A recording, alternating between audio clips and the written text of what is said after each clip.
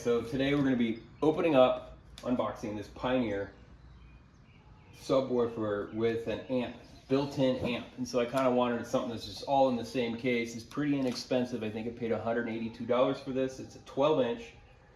It is the TS-WX1210A. Claims 1300 max.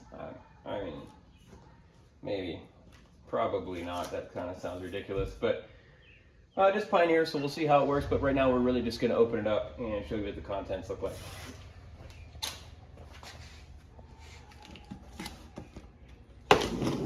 That tape was already cut, didn't even have to do it. Super simple.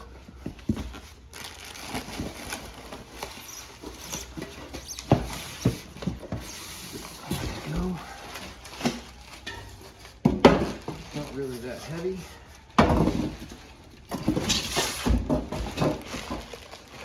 It's got a wiring harness on the back. Look at this.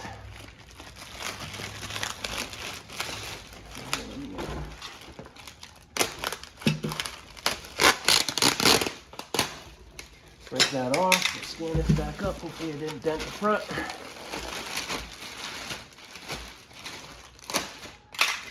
Take it out of the bag. Let's see what this guy looks like.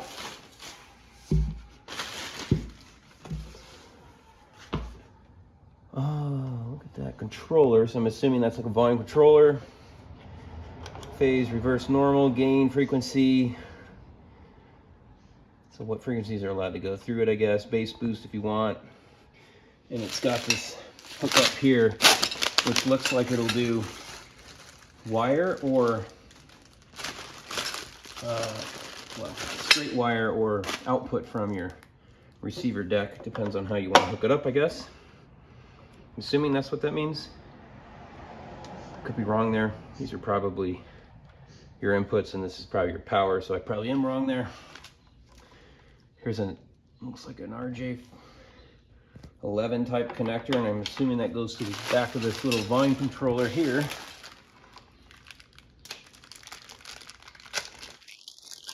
Tiny little guy. That would be bigger than this. You just maybe mount it underneath of your dash or something.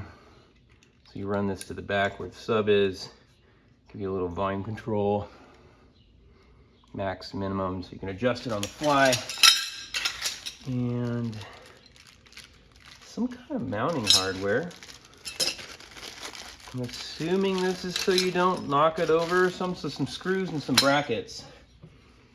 So you could hook it up and screw it into the side of your car maybe so it doesn't roll around in the back of your car as you drive crazy, listen to your crazy music. Okay, no ports, so solid box.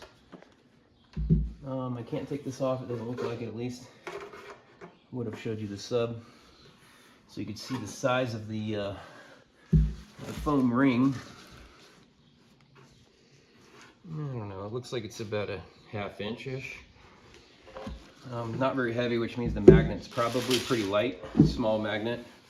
So what you'd expect, I think, for $182.